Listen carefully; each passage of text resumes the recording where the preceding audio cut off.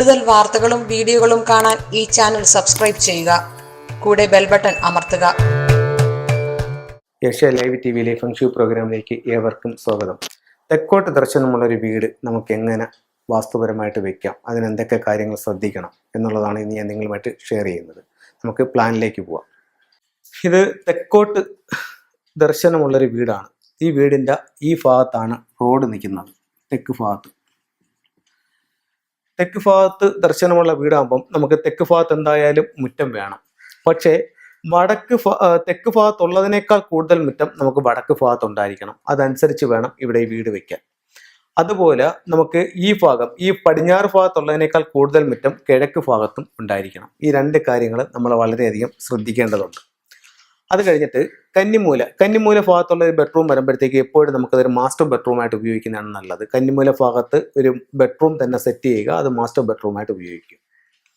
ഇത് തെക്കോട്ട് ദർശനമുള്ള വീടായതുകൊണ്ട് ഈ ഭാഗത്ത് ചിലർക്ക് കിച്ചൺ വരുന്ന അങ്ങോട്ട് ഇഷ്ടപ്പെടില്ല. റോഡിനോട് ചേർന്നുള്ള ഭാഗത്ത് കിച്ചൺ എന്നുള്ള രീതിയിൽ വരാം. ഇവിടെ നിങ്ങൾക്ക് കിച്ചൺ വെക്കാന്നുണ്ടെങ്കിൽ വളരെ നല്ലതാണ്.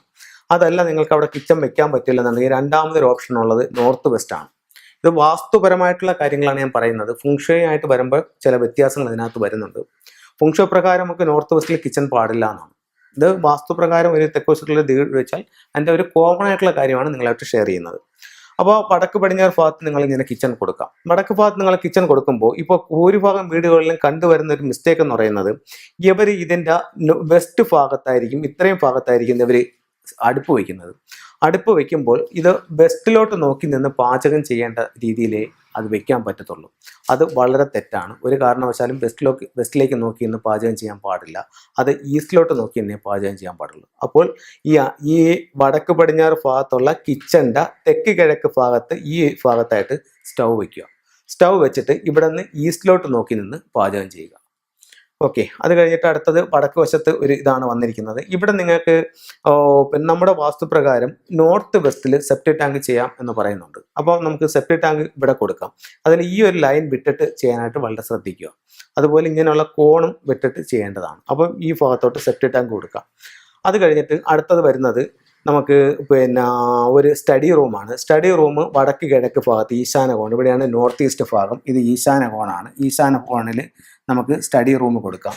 ഇത് വടക്ക് കിഴക്ക് ഭാഗമാണ്. ഇവിടെ കിണർ കൊടുക്കുന്നത് ഏറ്റവും നല്ലതാണ്. ഈ ഭാഗത്ത് സെപ്റ്റി ടാങ്ക്, ടോയ്ലറ്റ്, അതുപോലുള്ള നിർമ്മിതികൾ, ഇപ്പം പമ്പിൻ്റെ റൂം, പമ്പ് ഹൗസ്, അങ്ങനെയുള്ള സാധനങ്ങളൊന്നും ഈ ഭാഗത്ത് യാതൊരു തരത്തിലുള്ള മറയും പാടില്ല. ഇവിടെ നിന്ന് എപ്പോഴും ഒരു എനർജി പാസ് ചെയ്ത് വരുന്ന രീതിയിലായിരിക്കണം അത് നമ്മൾ ചെയ്യേണ്ടത്. അത് കഴിഞ്ഞ് അടുത്ത ഭാഗം കിഴക്കാണ്. കിഴക്ക് ഭാഗത്ത് നല്ല മുറ്റമിട്ട് ചെയ്യുന്നത് ഏറ്റവും നല്ലതായിരിക്കും. പിന്നെ ഇതിനകത്ത് വസ്തുവിലേക്ക് കയറാൻ ഉള്ളൊരു വഴിയെന്ന് പറയുന്നത് ഇതിൻ്റെ ഈ ഭാഗത്ത് തന്നെ കൊടുക്കുന്നത് നല്ലതായിരിക്കും. ഇവിടെ ഒരു വഴി ഉണ്ടെന്നുണ്ടെങ്കിൽ ഇവിടെ നിന്ന് കയറുന്നത് നല്ലതല്ല.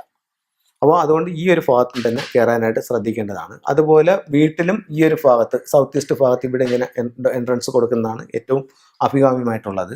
അത് ഒരു കാരണവശാലും കന്നിമൂല ഭാഗത്തോട്ട് പോകാനായിട്ടോ കന്നിമൂല ഭാഗത്ത് ലിവിങ് ഏരിയ കന്നിമൂലയിലേക്ക് കൊണ്ടുവരാനോ ഇവിടെ എൻട്രൻസ് കൊടുക്കാനോ പാടില്ല. എത്ര സമ്പത്ത് വന്നാലും നമ്മുടെ കയ്യിൽ വന്നാലും സമ്പത്ത് നമ്മുടെ കയ്യിൽ നിൽക്കാതെ ചിലവായി പോകുന്നൊരവസ്ഥ ഇത്തരത്തിലുണ്ടാവും. അതുപോലെ തന്നെ നമുക്ക് ഈ ഭാഗത്ത് സെപ്റ്റി ടാങ്കുകളൊന്നും പാടില്ല, ടോയ്ലറ്റ് പാടില്ല. ഇവിടെയും സെപ്റ്റി ടാങ്കോ ടോയ്ലറ്റുകളോ ഒന്നും പാടില്ല. ഈ ഭാഗം വളരെ വൃത്തിയായും ശുദ്ധിയായും വെക്കേണ്ടതാണ്. അതുപോലെ വീടിൻ്റെ കിഴക്ക് മധ്യഭാഗത്ത് നിന്നിട്ട് ഒരു ബ്രഹ്മസൂത്രം കടന്നു പോകുന്ന രീതിയിൽ ഇവിടെ എയർ ഹോൾ വരുന്നത് നല്ലതാണ്. ഇപ്പം നിങ്ങൾക്ക് വേണമെങ്കിൽ ഇവിടെ ഒരു ജനൽ വെക്കാം. ഇവിടെ ഈ ബെഡ്റൂമിലേക്കുള്ള ഡോറ് വെക്കാം. ഇവിടെ ഒരു ജനൽ വെച്ച് കൊടുക്കുകയാണെങ്കിൽ എയർ ഇങ്ങനെ പാസ് ചെയ്ത് പോകും. അപ്പം അത് നമുക്ക് വളരെ പ്രാധാന്യമുള്ളൊരു കാര്യമാണ്. അപ്പോൾ ഇത്തരത്തിലുള്ള കാര്യങ്ങൾ നിങ്ങൾക്ക് തെക്ക് വശത്തുള്ള റോഡിൽ ശ്രദ്ധിക്കാവുന്നതാണ്. നമുക്കിതിൽ വേറൊരു കാര്യം പറയാനുള്ളതെന്ന് പറഞ്ഞു കഴിഞ്ഞാൽ, നമ്മൾ വീട്ടിൽ നിന്ന് മണ്ണിലേക്ക് ഇറങ്ങുന്നത് തെക്കോട്ടോ വടക്കോട്ടോ നോക്കി ഇറങ്ങാൻ പാടില്ലെന്നാണ്. അപ്പോൾ അങ്ങനെയാണെന്നുണ്ടെങ്കിൽ നിങ്ങൾക്ക് ഇവിടെ ഒരു സ്റ്റെപ്പ് ചെയ്യുകയാണെന്നുണ്ടെങ്കിൽ ഈ സ്റ്റെപ്പിൽ ഇറങ്ങിയിട്ട് നിങ്ങൾക്ക് വേണമെങ്കിൽ കിഴക്കോട്ട് ഇറങ്ങാം, അല്ലെങ്കിൽ പടിഞ്ഞാറോട്ട് ഇറങ്ങാം. അപ്പോൾ തെക്കോട്ടോ വടക്കോട്ടോ നോക്കി ഇറങ്ങണ്ട എന്നുള്ളത് മറ്റൊരു കാര്യമാണ്. അപ്പോൾ ഇത്രയും കാര്യങ്ങളൊക്കെ നമ്മൾ ശ്രദ്ധിക്കുക. ഇതൊരു തെക്കോട്ട് ദർശനമുള്ളൊരു വീടിന് കോമൺ ആയിട്ട് നമ്മൾ ശ്രദ്ധിക്കേണ്ട കാര്യങ്ങളാണ് ഞാൻ നിങ്ങളുമായിട്ട് ഷെയർ ചെയ്തിരിക്കുന്നത്. ഇതിൽ ശ്രദ്ധിക്കേണ്ട ഇതിൽ നമുക്ക് അഡ്വാൻസ് ആയിട്ടുള്ള മറ്റൊരു തിയറി എന്ന് പറയുമ്പോഴത്തേക്കും, ഇതിനെ ഫുങ്ഷുവി പ്രകാരം ഈ വീട് എങ്ങനെ കറക്റ്റ് ചെയ്യാം, അല്ലെങ്കിൽ ഈ വീട്ടിൽ നമുക്ക് കൂടുതൽ ബെറ്റർ ആയിട്ട് എങ്ങനെ കൊണ്ടുവരാമെന്ന് വെച്ച് കഴിഞ്ഞാൽ, നിങ്ങൾ ഈ വീട് നിർമ്മിക്കുന്നതിന് മുമ്പ് തന്നെ ഒരു വിദഗ്ധനായിട്ടുള്ള ഒരു ഫുങ്ഷുവി കൺസൾട്ടന്റിനെ വിളിച്ചിട്ട് ഈ ഇതിനകത്ത് നമുക്കൊരു വീട് വെക്കണം, ചെയ്യണം, അങ്ങനെയാണെങ്കിൽ എങ്ങനെ ഇതിൻ്റെ റൂമുകളും കാര്യങ്ങളും വരാമെന്നായിട്ട് അവരുമായിട്ട് ചർച്ച ചെയ്ത് നിങ്ങളുടെയും അവരുടെയും കൂടെ നിർദ്ദേശപ്രകാരം ഇതിലൊരു ആദ്യമേ പ്ലാൻ തയ്യാറാക്കുകയാണെങ്കിൽ കുറച്ചും കൂടെ ബെറ്റർ ആയിട്ട് നമുക്ക് കാര്യങ്ങൾ ചെയ്യാനായിട്ട് പറ്റും. അത് എങ്ങനെയെന്ന് വെച്ച് കഴിഞ്ഞാൽ ഈ വീടിൻ്റെ സെൻറ്റർ എടുക്കും. സെൻറ്റർ എടുത്തതിന് ശേഷം വീട്ടിനകത്ത് നിന്ന് പുറത്തോട്ട് നോക്കുമ്പോൾ, അതായത് ഈ ഭൂമിയിൽ നിന്ന് ഇവിടെ നിന്ന് പുറത്തോട്ട് നോക്കുമ്പോൾ എത്ര ഡിഗ്രിയാണ് കിട്ടുന്നതെന്ന് എടുക്കും. അതനുസരിച്ചിട്ട് ഈ വീടിനെ കറക്റ്റ് 8 തിരിക്കും.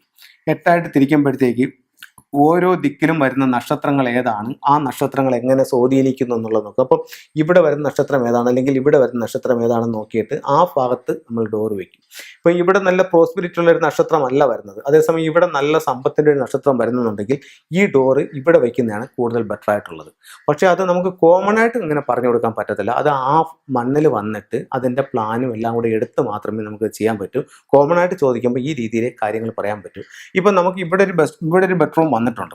അപ്പോൾ നമുക്ക് ഈ ബെഡ്റൂമിനകത്തൊരു മോശം സ്റ്റാറാണ് നിൽക്കുന്നത്. ഈ ബെഡ്റൂമിനകത്തൊരു മോശം സ്റ്റാറാണ് നിൽക്കുന്നതെന്നുണ്ടെങ്കിൽ ഈ ബെഡ്റൂമിൽ ഏത് നല്ല നക്ഷത്രം നിൽപ്പുണ്ടെന്ന് നോക്കിയിട്ട് ഇതിൽ കുറച്ചുകൂടെ ബെറ്റർ ആയിട്ടുള്ള നക്ഷത്രം അല്ലെങ്കിൽ നല്ലൊരു മൗണ്ടൻ സ്റ്റാർ ഇതിനകത്ത് നിൽക്കുകയാണെന്നുണ്ടെങ്കിൽ ഈ റൂമിൽ കിടക്കുന്നതിനെക്കാട്ടിയും സൗഭാഗ്യങ്ങൾ ഈ റൂമിൽ കിടന്നാൽ നമുക്ക് കിട്ടുമെന്നുള്ള കാര്യത്തിൽ യാതൊരു സംശയമില്ല. അപ്പോൾ ഫ്ലൈയിങ് സ്റ്റാർ അനുസരിച്ച് കറക്റ്റ് ചെയ്യാൻ ചെയ്തെങ്കിൽ കൂടുതൽ നല്ലത് അതായിരിക്കും. പുതിയ വീടുകളെ സംബന്ധിച്ചിടത്തോളം അതാണ് നല്ലത്.